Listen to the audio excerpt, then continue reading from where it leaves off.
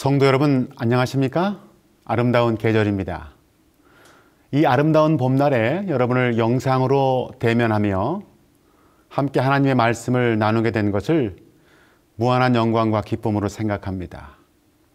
오늘이 4월 마지막 날인데요. 이제 내일부터는 5월이 시작됩니다. 5월은 계절의 여왕이라는 표현이 있는 것처럼 정말 싱그럽고 생명력이 넘치는 계절이죠.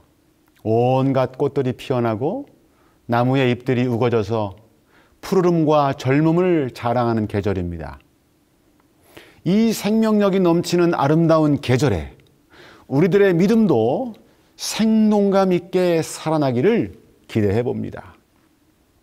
오늘 여러분과 함께 하나님 나라의 꿈을 꾸자라는 제목으로 말씀을 나누고 싶습니다.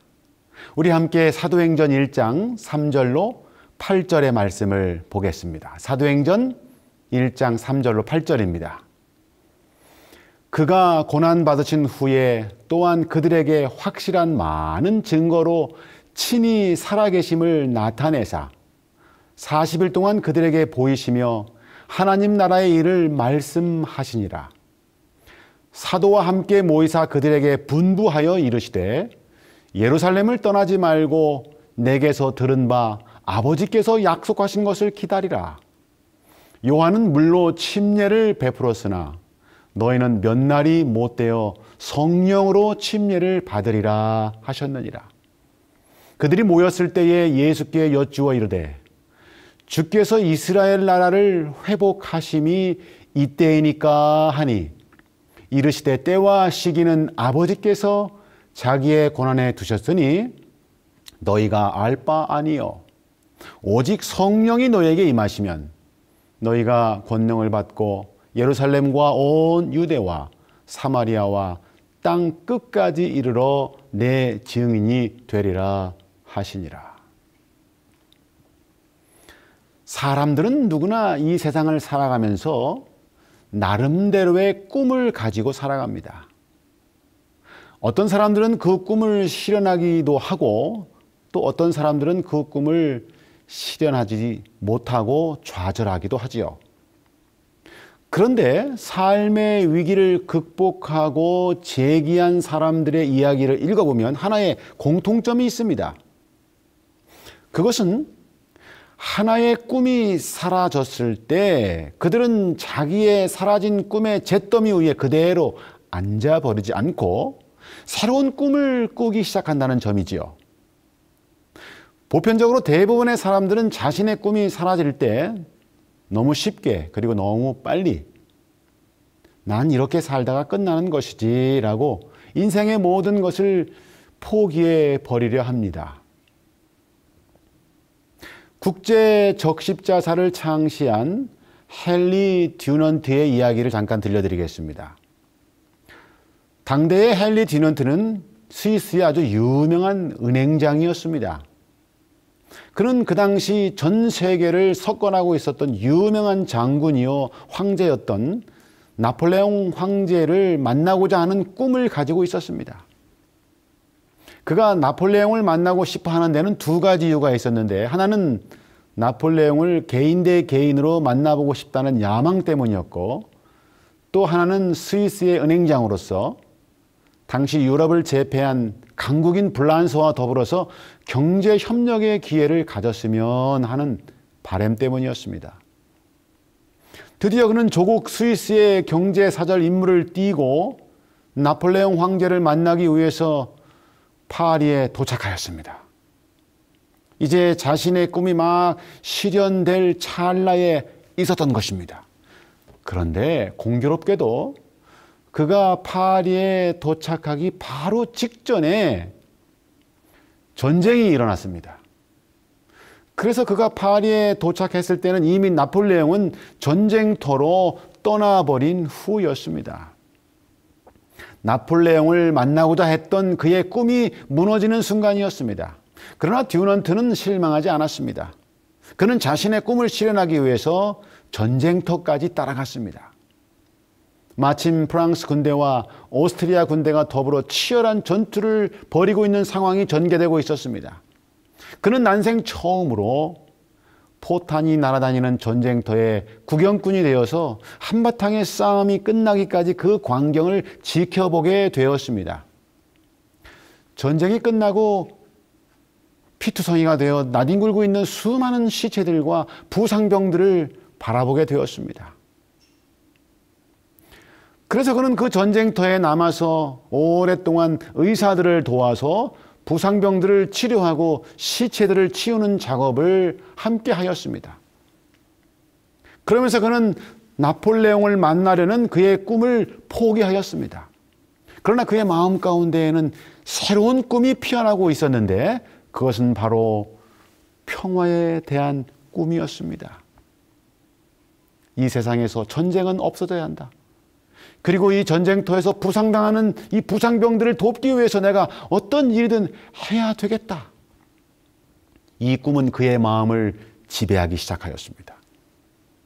그는 그와 뜻을 같이 하는 여러 사람들과 함께 한 가지 운동을 전개하기 시작하였습니다. 그래서 탄생한 것이 오늘날 유명한 바로 국제 적십자사인 것입니다. 그의 그런 노력은 첫 번째 노벨 평화상을 수상하도록 이끌었습니다. 그는 하나의 꿈이 절망으로 끝났을 때 거기서 포기하지 않고 다시 일어나 새로운 꿈을 꾸기 시작하였습니다. 그것은 그가 가졌던 이전의 꿈보다 더 위대한 꿈이었던 것입니다.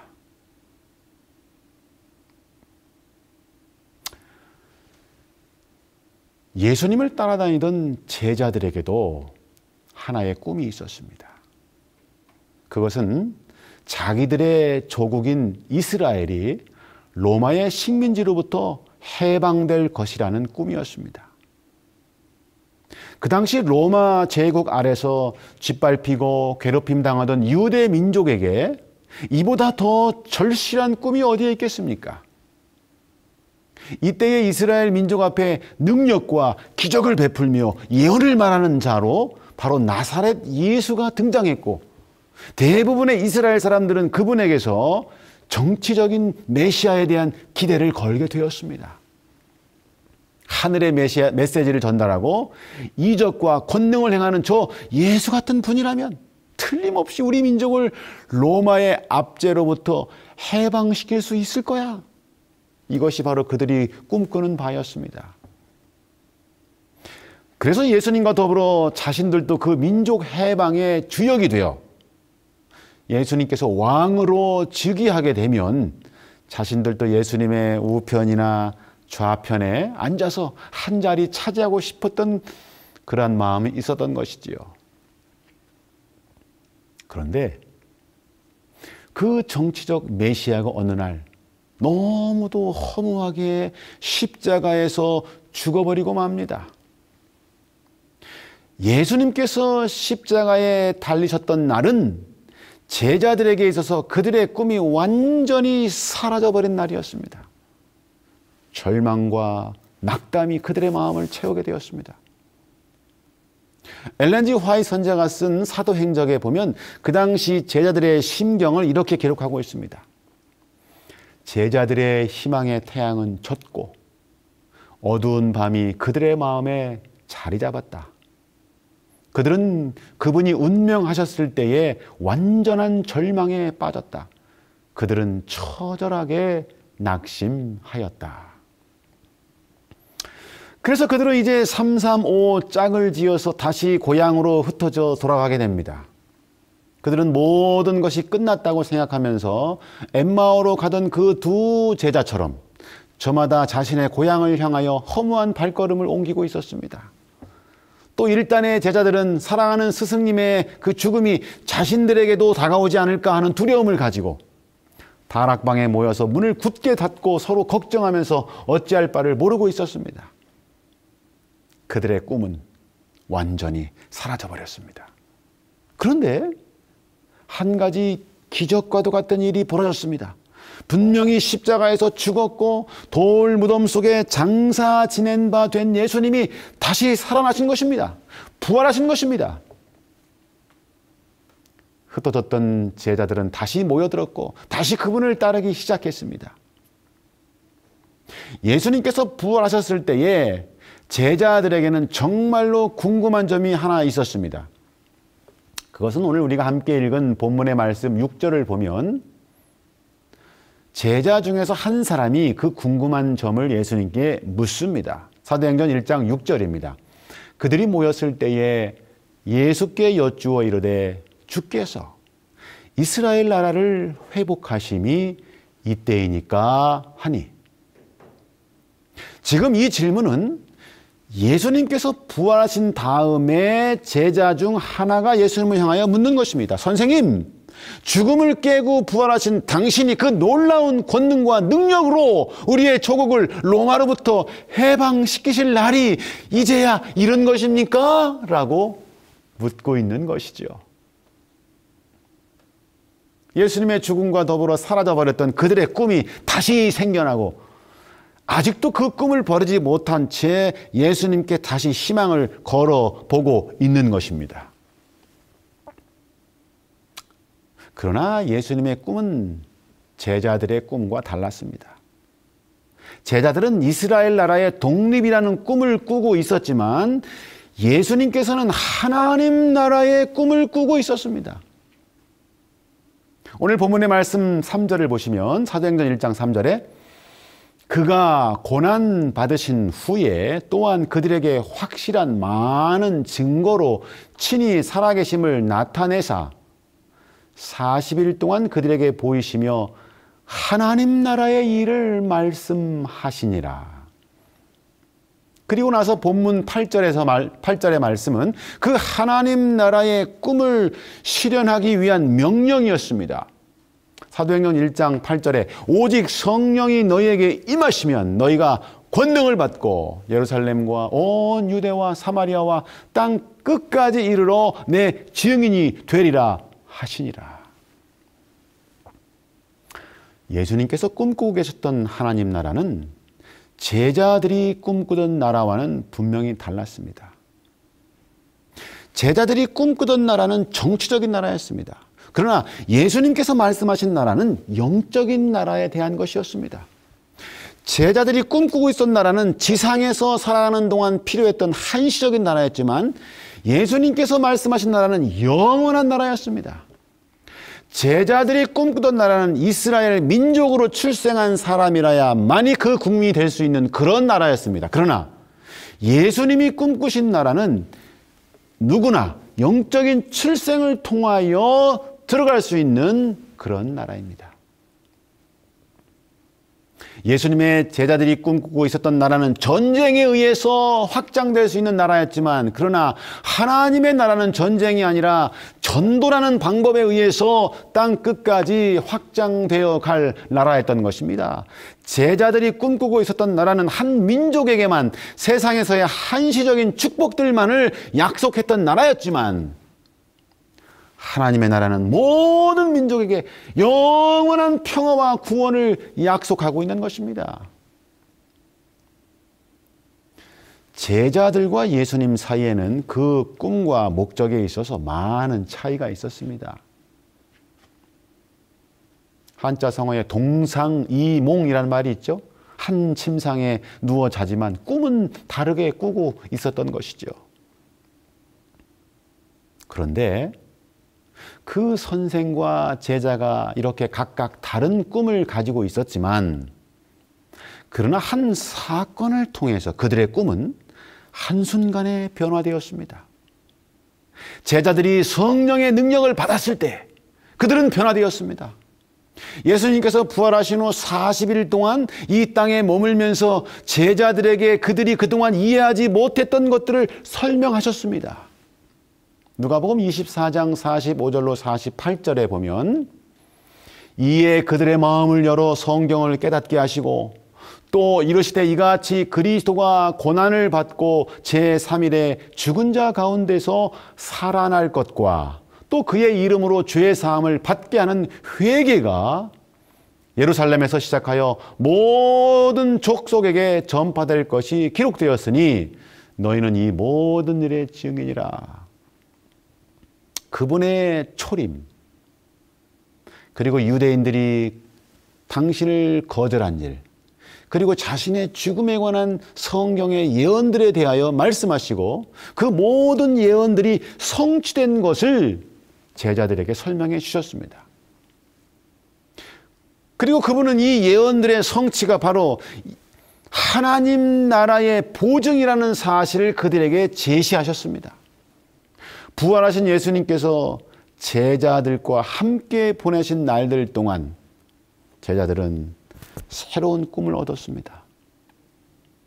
그들은 그들에게 위임된 진리를 깨닫게 되었고 그것을 세상에 선포해야 한다는 것을 인식하기 시작하였습니다. 자신들이 꿈꿔오던 이스라엘 나라의 꿈이 아니라 하나님 나라의 꿈을 이제 비로소 꾸기 시작한 것입니다. 오늘 본문의 말씀 4절 5절에 보면 사도행전 1장 4절 5절이죠.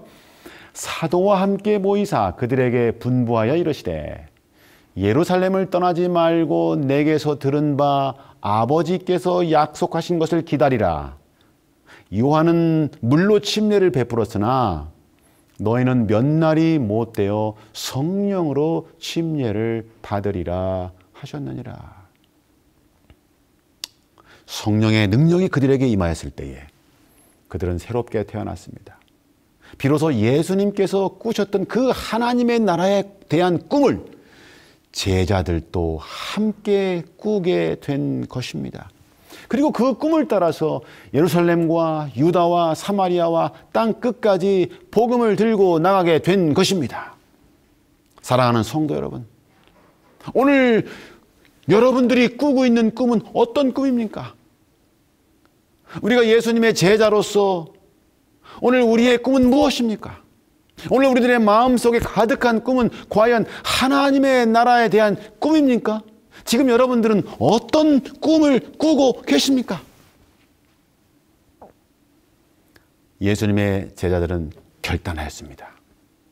자신의 민족에 대한 꿈과 개인에 대한 꿈보다 더 위대하고 가치 있는 하나님 나라의 꿈을 발견하였을 때에 그들은 그 꿈을 자기의 꿈으로 삼고 자신의 삶의 우선순위로 삼기로 결정했습니다.